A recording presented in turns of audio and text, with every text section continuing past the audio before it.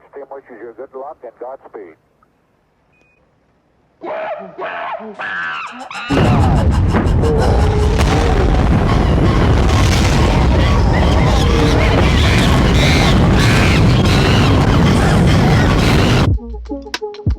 Space Monkeys, blasting off with Marco Bahn, creative technologist, entrepreneur, investor. His projects have covered fashion, data science, business strategy, and more. He's currently building GameDAO and the Zero Network. Marco, welcome to the show. Hey there, what's up? Happy to be here. Super humbling. Looking forward to your questions here. My first question, I want you to take us way back. I'm curious about your earliest memories with video games. Yeah, my earliest remembering, sounds crazy, but it's actually Pong. I don't really remember what kind of machine it was because I was just too young, but my stepfather brought home like a Pong from one of his friends. And it was kind of like one of the first moments where I really experienced it firsthand. And luckily it went on with Lucky Boy to get a ZX81 as a present for birthday. It was kind of my 6th birthday. Wow. And there I started digging deeper into whatever it was back then, like computing and games and stuff like that. So video games have always been a mainstay in your life, somewhere where you put a lot of your time? I'd say along my lifeline, it's not like a constant topic, to be honest, because of course you have like different eras in your life where you think about other stuff. But I would say like for a big part of my life, video games always have been kind of like a driving force. Sometimes as a gamer, sometimes as a game creator, sometimes also as an observer. It's kind of like a super interesting area of basically many disciplines working together. What were some of the early attempts to build games, and what's been your experience building games so far? I'd say actually started like somewhere in the 80s during this super hype 8-bit computing era where you had like all these things like bread bins, like the old Commodore 64 or the Plus 4. Later on different machines like Amigas and so on. And during that time, we started like just like as a bunch of geeks in school, working with these machines and trying to replicate games we played ourselves. Like, for example, on a Nintendo, you had like whatever Super Mario. Yeah. And then we started, of course, like recreating jump and run games just to feel it how it is. But compared to nowadays, where you have such complex tech, it was, of course, like much, much simpler. What sort of challenges are being faced in the traditional gaming market today? Like you say, it's more complicated. Then it sounds like you needed a few guys to make a game. But can you tell us a little bit more about what it's like to make a game today? I'd say like altogether, maybe the end-to-end experience from an outside point of view is maybe not that different. Okay. So, for example, you have people who come up with an idea, then they maybe build a prototype or not, depending on what their kind of logical next step, like in startups, for example, would be. So do they have a funding? Maybe they don't have funding. Then, of course, you need to talk to people and try to convince them of your idea. Then you build the thing and then hopefully you finish it and find along the way people who would support it and give you an audience of people who would be really interested and even buy the game. But of course, like back then, there weren't like many people creating games in general. There weren't also like many, for example, tool chains or platforms where you could release a game or even publishers. That's also like the time where the big players of today were like born. Nowadays, the big difference is, of course, you have like almost endless amounts of creators who potentially could create something really good. You have like tools like Unity or Unreal Engine and, of course, like many other like web-based engines where people can just dig in, have a community, have documentation, and basically learn along the way. And then they can create something like a prototype with a cool idea and go and find supporters for that, be it like a publisher, be it just like community if you're an indie, and then try to, of course, sell your product in one way or the other. In general, that's what I say, like the process is roughly the same, but of course, like the competition, the technology, the outcomes changed quite a bit, and also the dimensions. Yeah. So if you look into the market now, you easily see AA, AAA titles easily reach like budgets from blockbuster movies. Yeah. You have like 7-8 digits as a really small budget for a game production. Yeah. Wow. This is kind of like one of the main things which change. But of course, like if you look at the entire planet in business, all the budgets scale up quite a bit. So do you think there's still a healthy market for independent games? I totally believe so. But it's also up to the indie game creators and indie gamers to maybe consolidate their force to be stronger and to get, for example, better perception in the market. I guess it's pretty much alive and kicking. And maybe even like in other subcultures, you always have like the mainstream and you always have subcultures, like in music, in art and so on. That's the same like for gaming in general as well, I would say. Just depends a bit on what you're aiming for.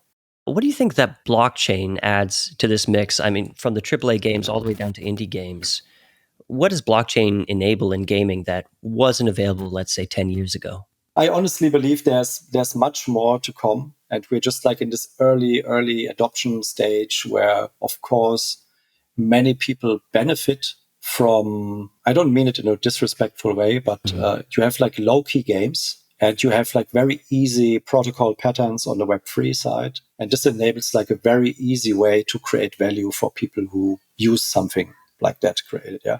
So for example, like a hyper casual game where you farm a certain resource or you play like card game or something like that. That's not the only part of gaming. That's just like a little fraction and maybe not the most favorite fraction if you look at this from a traditional gamer perspective. Yeah.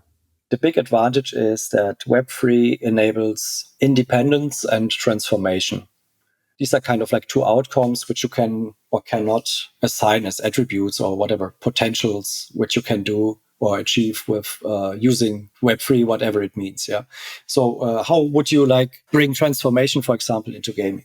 Of course, you have the opportunity to create very simple protocols which give you upsides, which are generated, for example, out of DeFi and so on. Mm-hmm. Again, that's not really the upside, which is the opportunity for gaming. The transformational aspect is more like currently you have like a very big industry, which is over 200 billion in revenue created by over 3 billion players.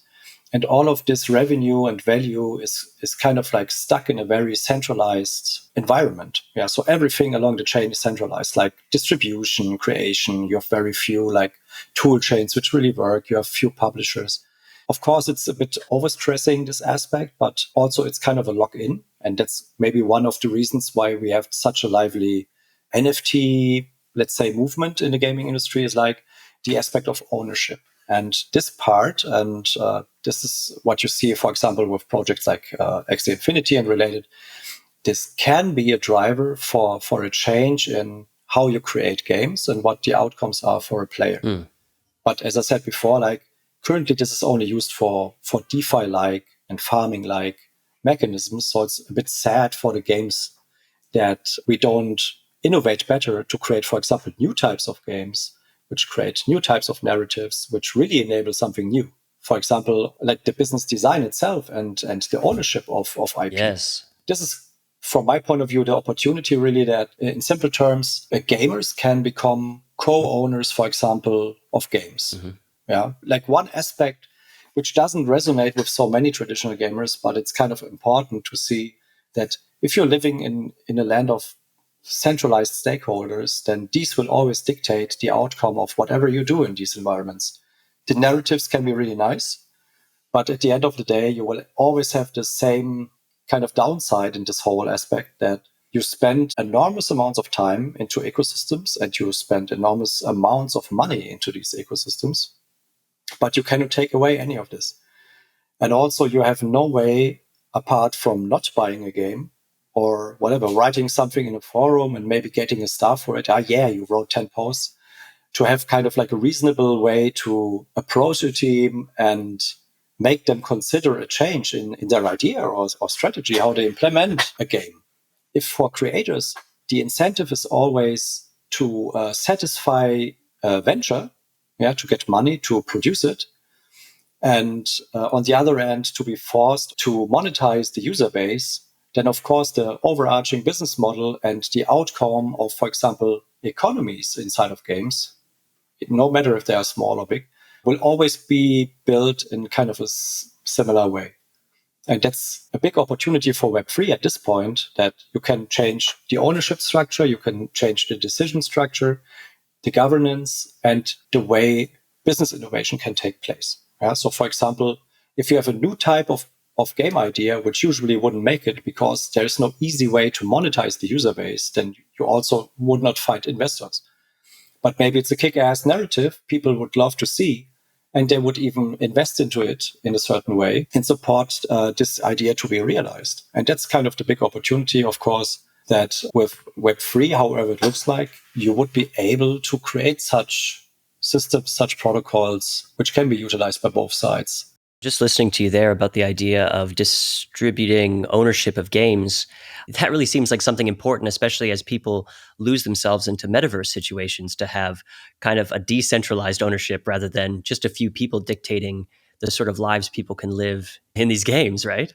Yeah. Of course, like everybody building in metaverse or building metaverses, however you coin it, yeah. So building based on this theory or thesis, or if you call it cyberspace or whatever, or Second Life. Sure. I mean, all of us builders, of course, we have more or less certain types of visions we would like to implement. And those who are like a native Web3 type of mind, then of course you would like to see democratization of certain things and enabling people to create something new. Then on the other end, you see a company like Meta, Facebook, to promise you something like, oh yeah, we're going to build the next generation metaverse. And of course, everybody's on one end like afraid, but on the other end, kind of amused. Yeah. Because they think like they're never going to make it, because people who are like genuinely interested into this realization of this vision, they know it cannot work like this. I guess at this point, the funny aspect is that even people who are already building still discuss it in a way that it is a centralized system somehow. I just saw like a podcast recently. They were discussing like philosophically what the metaverse would imply and so on. Yeah. And somehow they came up with topics like, oh yeah, what happens if whatever, you have all these dead people's NFTs in the spaces hanging around, who's cleaning up all this crap. Yeah. That's kind of funny. Right. But on the other hand, I was really surprised that they never mentioned something like, how would governance look like if you change a vision like a metaverse from being operated by a meta into something operated by everyone? Yeah. So what is really the change? The change is possibly like one aspect. Before you had like one corporation which rightfully has the interest to maximize their profit. Yeah, that's kind of by design. We're living in this capitalism, and most company forms are designed in a way that you work for profit. Yeah.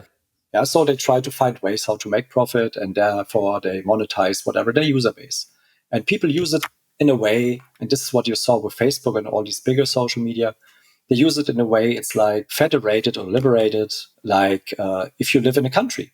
So they just use these media with the same kind of like expectations, like it should be lawful, safe, transparent, whatever. But it's not, because of course behind the curtains you have these whatever data miners lurking, and they want to get your data and monetize the shit out of it. So that's just one aspect. The opportunity there for Web3 and the metaverse is that governance can be taken over by the people who rightfully should govern something like that, the same way they would take part in governance of the real country, by voting your government, for example.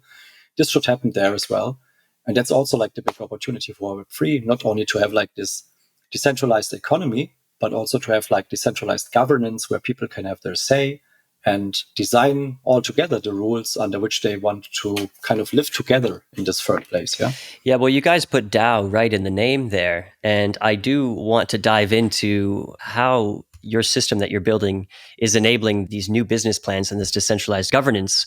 I did notice that at the top of your roadmap, the first thing you guys did was look into how legal DAOs would work within Europe. I wonder if you can give us just a few words on regulation and what you found in that part of the process. That's a really nice question, actually. The decision to build GameDAO came roughly when in 2019 I saw the law in its first kind of like iteration. And the guys had like a nice presentation and so on. And then someone in the audience asked like, but what about a bank account? So like the classical like Web3 KO. And they didn't have an answer for that. So for me, it's like, okay, you create a legal whatever body, however your construct is. And at the end of the day, you only have the downsides of merging both of these worlds. Essentially, I guess this migrated somehow in something like Web3 community VC, more or less. That's kind of like one way to do it. But from our point of view, this wasn't really enough. So if you look at the market, especially in Europe, I guess it's a very good economic environment where you can build, because you have kind of like certain types of common rule sets by the market regulators, if you look into that. And these kind of click in over time. Meaning, like, for example, how are tokenized assets treated? How are certain types of liabilities treated? What kind of tokens are allowed? What kind of regulation would apply for these things? And so on. It all sounds like very crappy. If you really want to build a real decentralized system, then of course you don't want to comply basically to the rule of a single country or something. Right. That's maybe not the thesis people come up with. Like, I want to build something decentralized. So, okay, what do? Yeah, you deploy a protocol, then you have kind of anonymous people interacting with your protocol. Then maybe there's, based on whatever design you choose, maybe there's opportunity for some bad actor to take over. Maybe there's a protocol flaw, people get ripped off, whatever. You saw it all over the last couple of years. And for us, it was incentive enough to think like, okay, how can you make this better? Yeah. So of course you cannot claim like you know it all, but one approach was, if we really want to build natively, let's say, a blueprint or a wrapper for companies, which can happen online and offline and would tie in with traditional companies, how can you approach this? How can you solve this? You can say like, okay, time will tell. At a certain point, everybody will work with something which is connected to Web3. Okay, you can wait for that, or you can start like building it out. How would this look like? You need to work with regulators. You need to identify jurisdictions where there are already initial movements to tie in Web3 with traditional, for example, legal bodies. This sounds super boring, but also is super challenging because there aren't many wrappers which are available. So if you go somewhere and say like, I'm going to build like a Web3 whatever company, we want to raise money with token and so on, most jurisdictions don't have an answer for that. There are a couple of jurisdictions who have an answer, for example, Switzerland or Liechtenstein, Germany, and possibly other countries as well. Yeah, but these are the ones where we looked like in depth. And what we came up with is there's theory and there's reality. In theory, I have to admit I'm a fan of cooperatives. If you look into cooperatives historically, they have a very long history. It's something like a more or less democratic compound, whatever, collective of people who agree on common goals and do business together with the goal. One of the goals is to have, for example, a positive upside for every member of this cooperative, which is really good. And also you have like factors like democracy, you have stuff like securities laws and so on, which are covered by cooperative law, which is hundreds of years old. And this is much, much easier to use as a wrapper than, for example, if you use something like a traditional stock company. In a traditional stock company, of course, you have like this traditional, whatever, from the 50s, economic incentive. Build this company, shareholder value, scale it up and so on. And there's not much room for democracy unless you really work hard on building a setup for that. And with cooperatives, it's kind of built in. But the reality is that not many jurisdictions are really ready to match, for example, the interests of Web3, for example, of DAOs, with the idea of a cooperative. So if you go to a law boutique, whatever, who are like experienced in Web3 topics, they can solve all of the problems you get to create a legal body for your company. But usually you don't get the answer like, let's build a cooperative. They say like, build a stock company, it's done in 2 weeks. Or they say, let's build a foundation. Actually, it comes close to something in terms of outcome, what you want to achieve with a DAO. You are able to, for example, dedicate a foundation to a certain kind of like scope. Why does this foundation exist? To support or to grant people who work in a certain area and to give them support in a financial base, for example. And this can be, for example, governed, and that's a good thing, can be governed by a DAO. Whatever that means nowadays, because most DAOs are just DOs. They are not autonomous. There's no autonomous like decision-making and stuff. Yeah, they may just be O's. Maybe it's just O's, but in the best case, they are do's, and doing is good. So good. That's kind of the positive takeaway. But as a matter of fact, there are still no real frameworks to have like a DAO, which can be, for example, controlled by a machine. Yeah. All jurisdictions require you to have like a representative. That's not necessarily something bad. Yeah. So you can have like a person which is the secretary, the president, whatever. Yeah, they are the accountable person in terms of representing the interests of the DAO in the traditional legal space. And that's also I guess the point where people discuss, like, is this really like a DAO? Maybe not. So it's not fully decentralized. If you look at this, like, let's say from a technical point of view, you have two chains. Yeah, both chains are kind of like governed by the token holders, and you want to bridge them. What do you create in that regard? Yeah, so usually it's not the best answer, but it's possibly the way people do it at the moment. They create a bridge, and this bridge is usually pretty centralized, and therefore like bears a lot of risk in many regards, whatever hacking or whatever, people running away or something's breaking down, a lot of value under risk. So you can say, like, at the current point in time, a lot of answers where it's about like bridging different economies are based on a centralized answer. I don't really accept this criticism coming from whatever DAO Web3 maxis who say like, yeah, everything has to be decentralized. Yeah, I would love everything to be decentralized too, if it makes sense. But yeah, what's the upside in that point? Yeah, so Absolutely. we cannot even fulfill the A in DAO. So why should like the legal body? What would it result in? I mean, we are like a planet with a certain amount of countries. Yeah, but would mean like DAO that we have like a legal representation in every country? Is it decentralized then? I think it's really important that you guys are tackling these issues head on, because it's going to make game developers feel comfortable, right? Nobody wants to create a game and then suddenly be under regulatory scrutiny by this or that country. So I think that's really important. I want to throw us now over to what you're building and what you have so far. If you want to follow along at home, it's app.gamedao.co. This is your beta web interface right now. If a game developer was interested in creating a game, how would they approach this app so far? The answer is very simple. Currently, they won't. Yes, okay. Of course, everything is transition, and we're iterating a lot. So the reality is, currently, we don't have a front end which really works. We have protocols which run on our chain, the zero chain. So this isn't really decentralized by any means. But the best way for a game creator who's willing to build, for example, a traditional game, which could integrate certain features which are provided by Web3, whatever it means, would approach us directly and just write an email, very traditional, or write us on Twitter or whatever space, and just reach out to us. And like this, we will just get started, to be honest.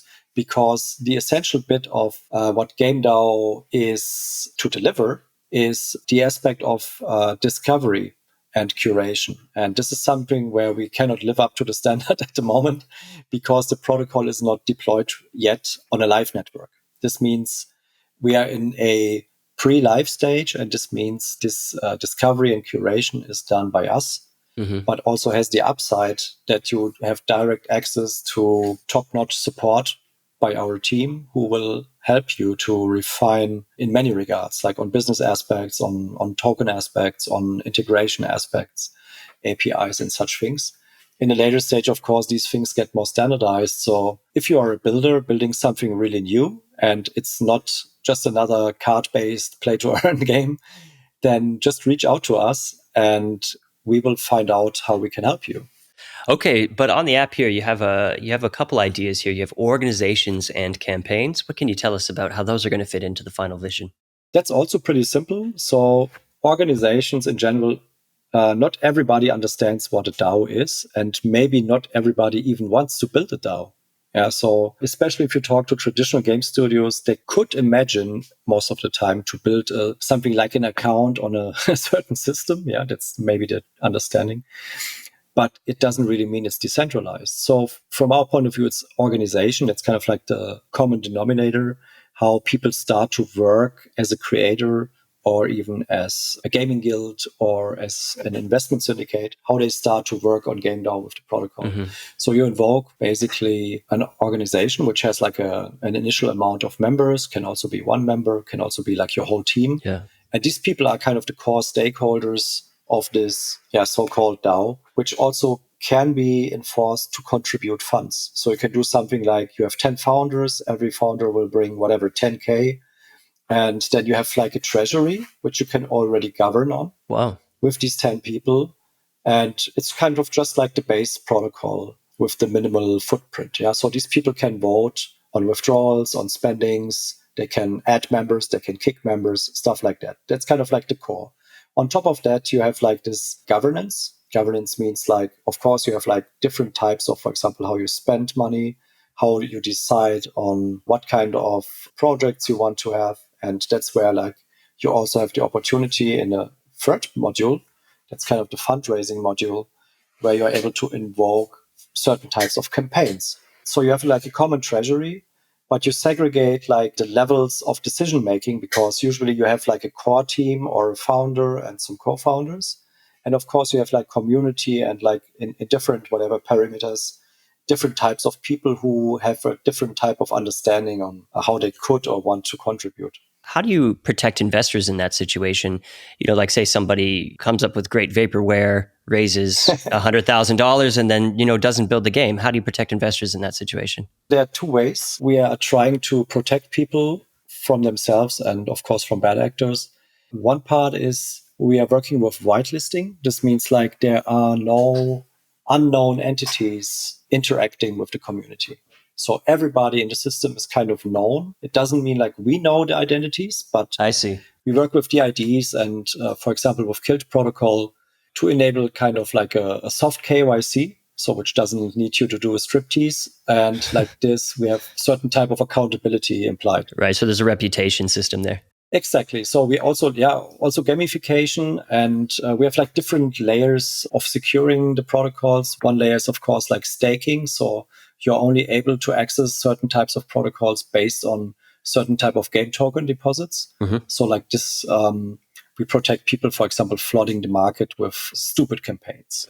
I would say like a grant is something very easy to get your hands a little dirty, but if you really mean to build like a real product, you would possibly go for a fundraising, like a perk campaign. Mm-hmm. And these would look like roughly like this, that as a creator, you create your DAO. Inside of the DAO, you create this fundraising campaign, but you attach to it milestones. And these milestones basically are required to be approved by the community. Yeah. This means, for example, if you raise 100K, and you have 10 milestones, every milestone could be whatever, 10K. And you only get these 10K if you really prove that you deliver. And that's kind of like a very close relationship between you and the community of contributors. Right. Because you need to be very transparent and you need to be accountable, of course, because if you don't deliver, people can have their say. And in the worst case, you could lose your treasury you aggregated, and the remaining funds will be returned to the people who contributed. This is something like in the beginning we do like with a very simple voting mechanism.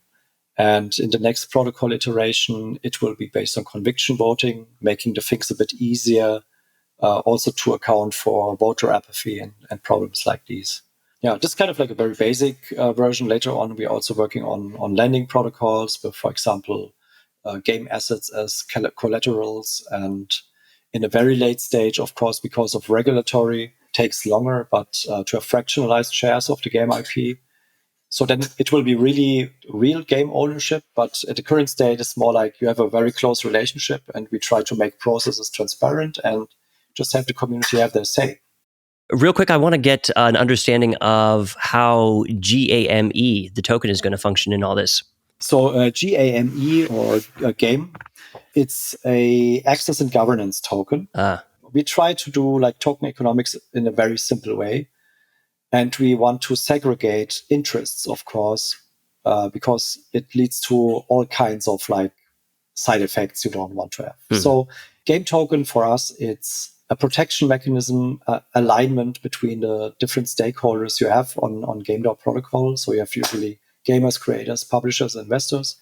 All of them have different interests, and you can align them very well if you let them stake game token, for example, for voting and to access certain types of protocols. Okay. So it brings everybody together across the whole protocol under common interests, really. Yes. And they are limited, so there are just 100 million of them.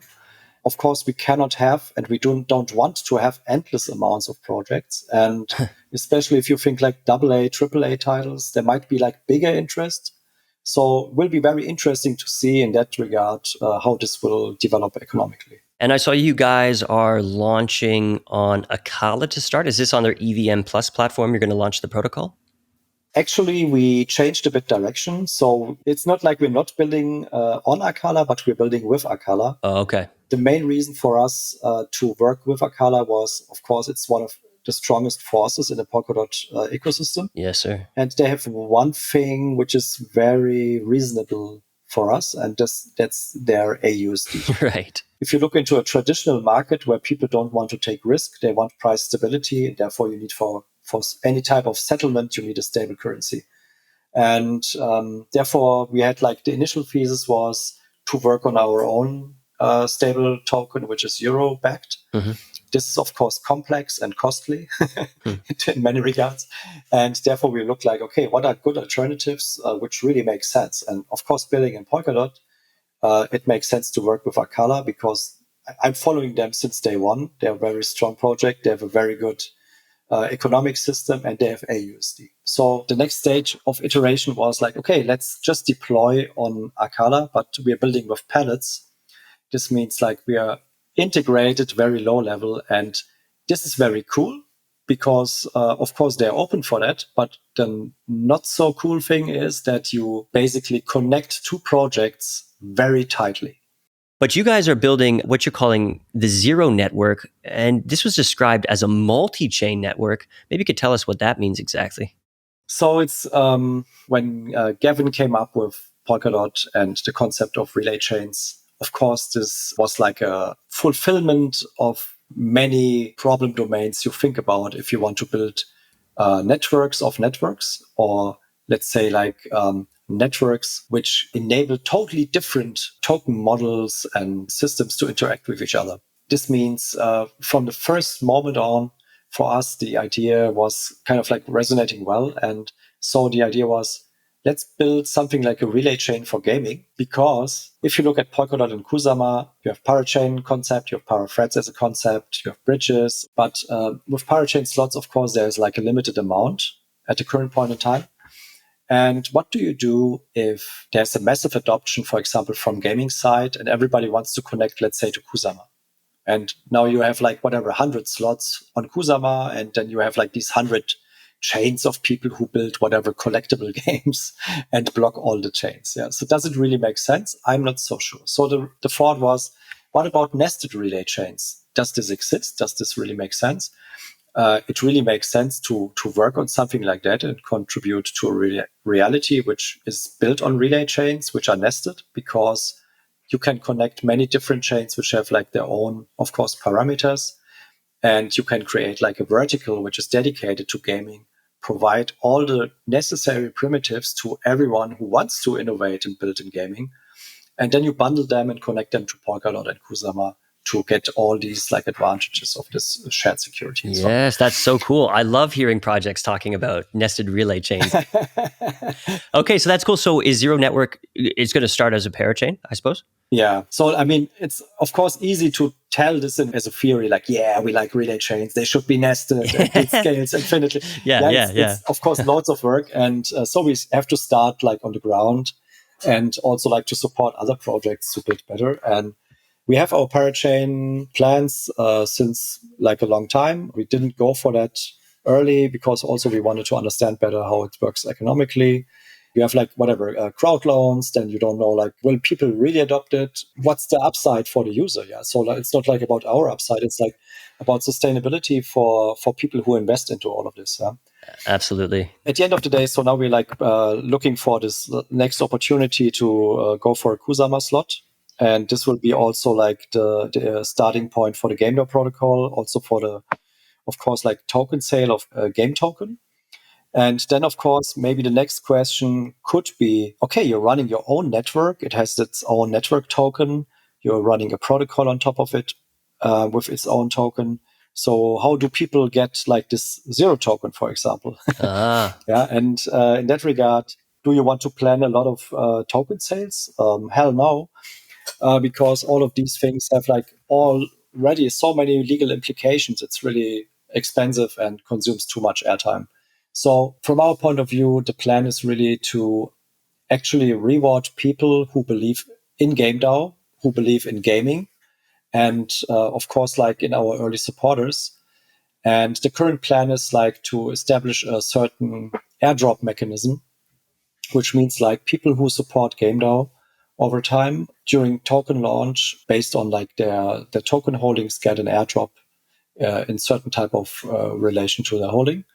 And like this, we like hope to incentivize already a minimum amount of people to, for example, run validators, to take part in network governance, and also, of course, like to utilize GameDAO to the max. Well, it's a very exciting project, and we'll definitely be keeping up with you guys on this channel, on our news shows, and hopefully we can have you back on Space Monkeys a little further down the line to talk about all the developments.